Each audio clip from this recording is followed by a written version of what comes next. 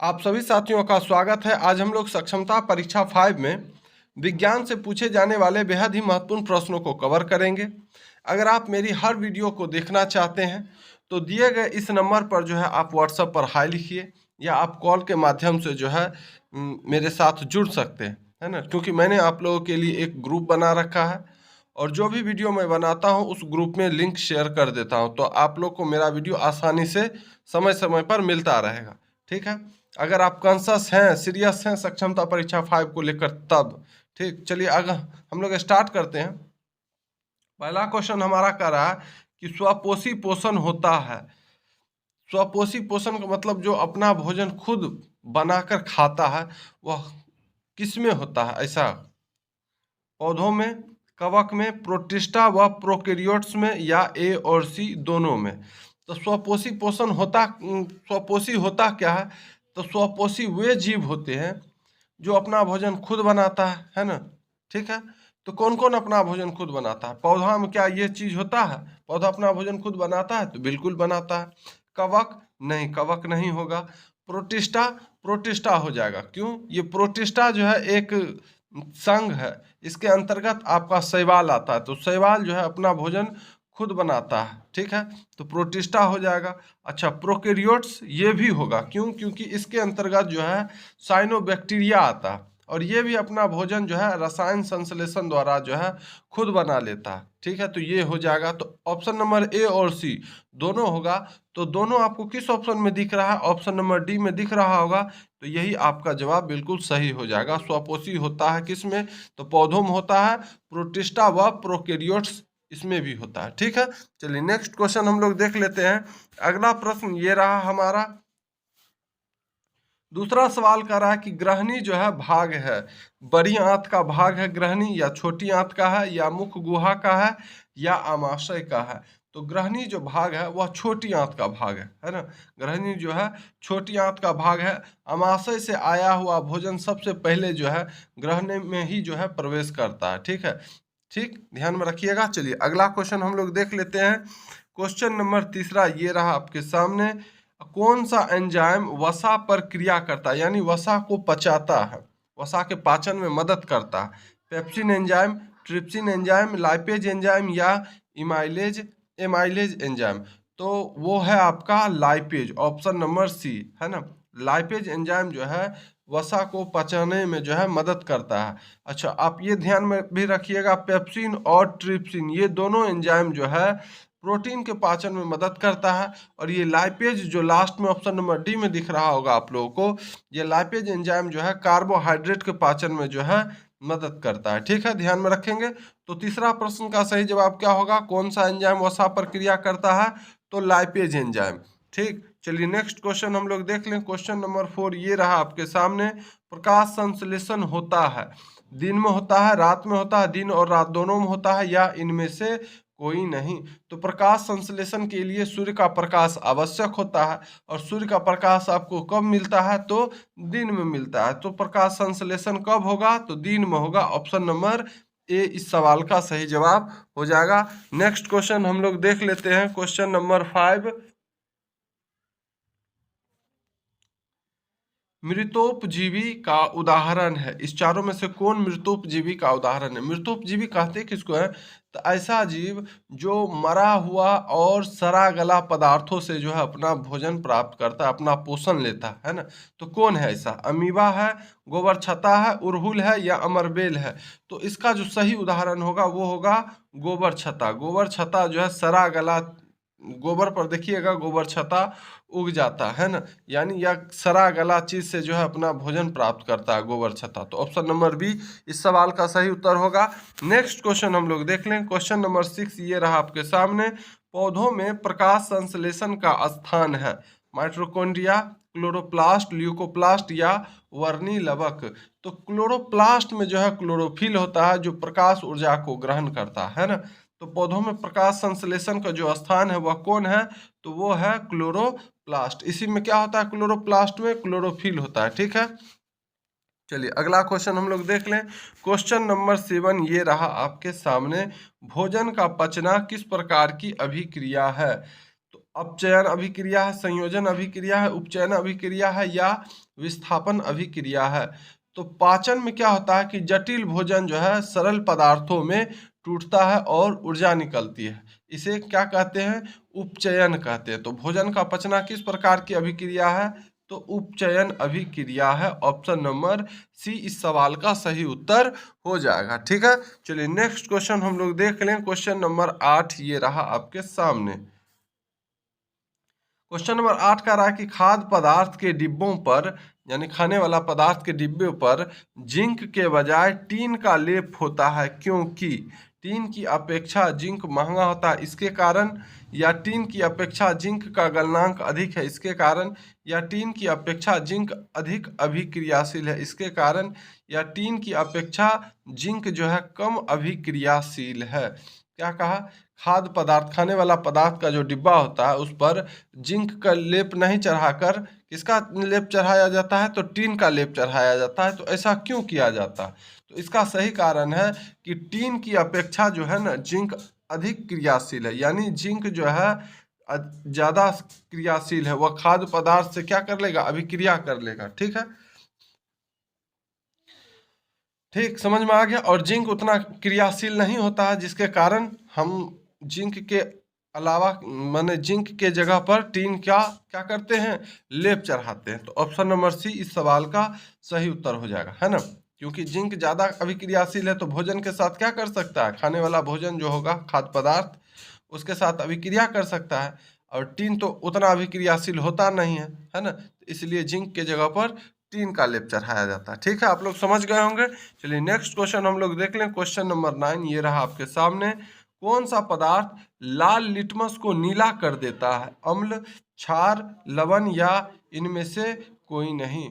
तो क्षार का वह गुण है कि वह लाल लिटमस को क्या कर देता है, नीला कर देता है। तो ऑप्शन नंबर बी इस सवाल का सही उत्तर हो जाएगा। ठीक है, चलिए अगला क्वेश्चन देख लें। क्वेश्चन नंबर 10 ये रहा आपके सामने। जिंक तथा सल्फ्यूरिक अम्ल की अभिक्रिया से कौन सी गैस निकलती है, O2 oxygen, CO2 carbon dioxide, hydrogen या नाइट्रोजन। तो जिंक तथा सल्फ्यूरिक अम्ल की अभिक्रिया से जो है हाइड्रोजन गैस निकलती है। कौन गैस निकलती है, हाइड्रोजन गैस निकलती है ना। कौन गैस निकलती है, हाइड्रोजन गैस निकलती है। ठीक है, ऑप्शन नंबर सी इस सवाल का सही उत्तर हो जाएगा। नेक्स्ट क्वेश्चन हम लोग देख लें। 11वां प्रश्न ये रहा आपके सामने। अम्ल और क्षार आपस में अभिक्रिया कर बनाते हैं, अम्ल और क्षार जब आपस में अभिक्रिया करते हैं तो क्या बनाते हैं, प्रबल क्षार बनाते हैं, प्रबल अम्ल बनाते हैं, लवण बनाते हैं या क्षार बनाते हैं। तो अम्ल और क्षार जो है आपस में अभिक्रिया करके लवण बनाते हैं। क्या बनाते हैं, लवण। ऑप्शन नंबर सी इस सवाल का सही जवाब हो जाएगा। ठीक है, चलिए नेक्स्ट क्वेश्चन हम लोग देख लें। क्वेश्चन नंबर 12 ये रहा आपके सामने। निम्न में कौन भस्म नहीं है, CaO, NaCl, NaOH या Na2CO3। तो इसमें जो है भस्म जो है नहीं है वो है आपका NaCl, है ना, यानी सोडियम क्लोराइड। सोडियम क्लोराइड जो है क्या है, लवण है, भस्म नहीं। ठीक है, तो भस्म वे पदार्थ होते हैं जो जल में घुलकर हाइड्रोक्साइड आयन प्रदान करते हैं। ठीक है, तो हमारा इस प्रश्न का सही उत्तर क्या होगा, NaCl, यानी सोडियम, Na से सोडियम और Cl से क्लोराइड, सोडियम क्लोराइड। ठीक, चलिए नेक्स्ट क्वेश्चन देख लें हम लोग। क्वेश्चन नंबर 13 ये रहा आपके सामने। निम्नांकित में कौन प्राकृतिक सूचक है, हल्दी, मेथिल ऑरेंज, फेनोल्फथेलिन या इनमें से कोई नहीं। तो प्राकृतिक सूचक है कौन, तो वो है आपका हल्दी, है ना, टर्मेरिक। हल्दी जो है आपका एक प्राकृतिक सूचक है, क्योंकि यह जो है पौधों से प्राप्त होता है, और हल्दी जो है अम्लीय या उदासीन घोल में पीली ही रहती है, लेकिन क्षारीय घोल के संपर्क में आने पर इसका रंग जो होता है वो लाल भूरा हो जाता है। ठीक है, जबकि आपका ये मेथिल ऑरेंज और फिनोल्फथेलिन जो है ये भी सूचक है, लेकिन ये प्राकृतिक नहीं है, कृत्रिम सूचक है ना, इसको मानव ने बनाया। लेकिन हल्दी जो है आपका पौधों से प्राप्त होता है, तो ये ही आपका प्राकृतिक सूचक हो जाएगा, ऑप्शन नंबर ए। ठीक है, चलिए अगला क्वेश्चन हम लोग देख लें। क्वेश्चन नंबर 14 ये रहा आपके सामने। अधातु के ऑक्साइड होते हैं, उदासीन होते हैं, अम्लीय होते हैं, क्षारीय होते हैं या कोई नहीं।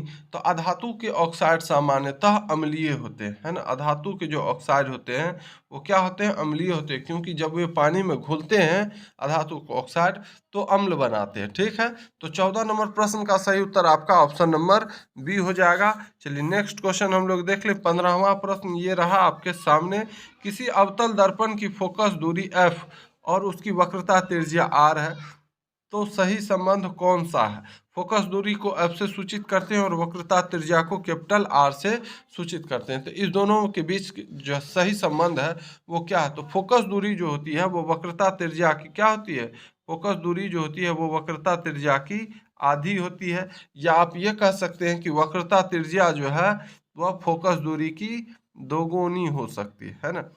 2 को f से गुना करेंगे तो 2f और r इकाई r यानी वक्रता त्रिज्या जो होगा वो फोकस दूरी का क्या होगा, दो गुना होगा, है ना। तो कौन सा ऑप्शन में आपको दिख रहा है, चलिए r ही है, तो r बराबर 2f यहाँ आपको दिख रहा होगा, है ना।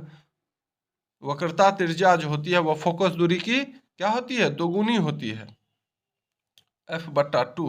नहीं ये नहीं होगा, यहाँ देखिए r बराबर 2f यहाँ न है, ऑप्शन नंबर बी में न है, r बराबर 2f। फोकस दूरी जो होती है वो वक्रता त्रिज्या की आधी होती है या वक्रता त्रिज्या फोकस दूरी की दोगुनी होती है। तो ऑप्शन नंबर बी इस सवाल का सही उत्तर हो जाएगा। चलिए नेक्स्ट क्वेश्चन हम लोग देख लें। क्वेश्चन नंबर 16 ये रहा आपके सामने। 16वां प्रश्न। उत्तल दर्पण में बना काल्पनिक प्रतिबिंब होता है, कैसा होता है, सीधा और एवं आवर्धित, उल्टा एवं आवर्धित, सीधा एवं छोटा या इनमें से कोई नहीं। तो उत्तल दर्पण है जो है हमेशा छोटा, सीधा और काल्पनिक प्रतिबिंब बनाता है ना। तो छोटा, सीधा और काल्पनिक कहाँ दिख रहा है, छोटा सीधा, ये रहा आपका ऑप्शन नंबर सी में, सीधा एवं छोटा। ठीक है, ऑप्शन नंबर सी इस सवाल का सही जवाब हो जाएगा। उत्तल दर्पण में बना काल्पनिक प्रतिबिंब होता है सीधा एवं छोटा। ठीक है, चलिए अगला क्वेश्चन हम लोग देख लें। क्वेश्चन नंबर 17 ये रहा आपके सामने। 17वां प्रश्न। किस दर्पण से हमेशा वस्तु से छोटा प्रतिबिंब प्राप्त होता है, उत्तल दर्पण से, अवतल दर्पण से, समतल दर्पण से या इनमें से कोई नहीं। तो हमेशा वस्तु से छोटा प्रतिबिंब जो है उत्तल दर्पण से प्राप्त होता है, क्योंकि उत्तल दर्पण हमेशा वस्तु का सीधा, आभासी एवं छोटा प्रतिबिंब बनाता है ना।